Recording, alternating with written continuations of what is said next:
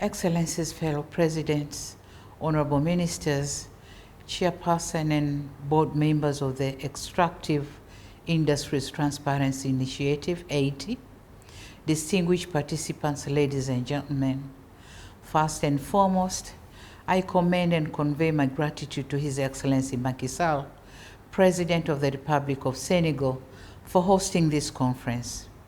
My appreciation to the Right Honorable Helen Clark, Chair of the TEITI, for inviting me to participate in this very important conference.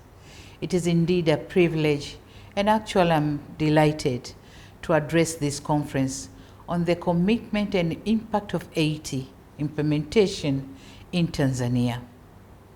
Madam Chairperson, distinguished participants, the United Republic of Tanzania has been taking concrete measures to enhance transparency and accountability in the management of its natural resources, in which extractive industry is part of it. And these include empowering citizens, fighting corruption, and embracing private sector-driven development approach. It is in this regard, and for purposes of realizing the 8 objectives as enshrined in TEITI standard, that our government has enacted Tanzania Extractive Industries Transparency and Accountability Act of 2015 and its regulations of 2019. We also have established an oversight committee to look into the implementation of TEITI standard in Tanzania. The committee focuses on 1, engaging the citizenry in the management of their natural resources through their civil society organizations. 2, ensuring transparency in the mining operations. 3, seeing appropriate legal frameworks are put in place for the management and governance of large-scale and artisanal mining and extractive projects.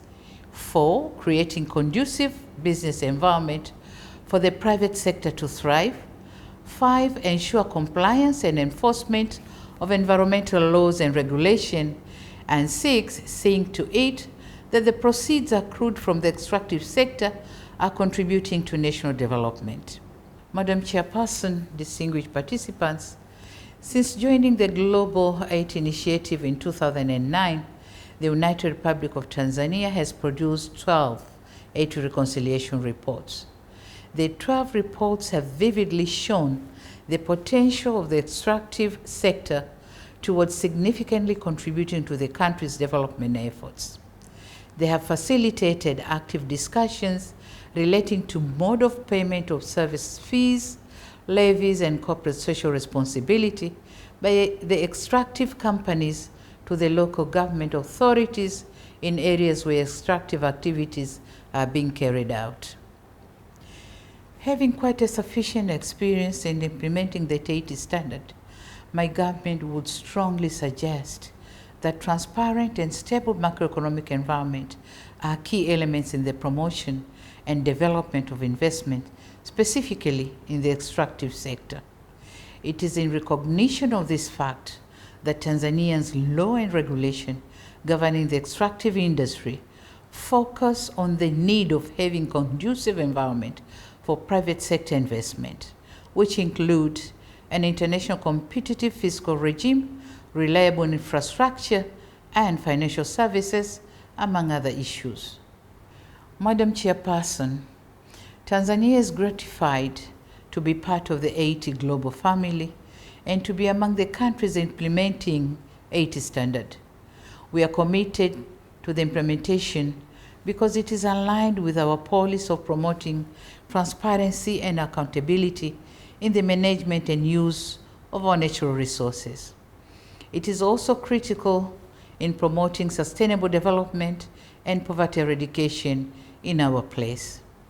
Let me assure you that in Tanzania, transparency and accountability are regulated in a view to benefit the country and investors in a win-win situation. I, therefore, welcome all investors around the world to invest in our country. Madam Chairperson, distinguished participants, ladies and gentlemen, I'll conclude by stressing on the need to promote extractive industry for the betterment of our economies. Once again, it has been a great pleasure and honor for me to address at this event, and I wish this conference very fruitful outcome. Thank you very much for your kind attention.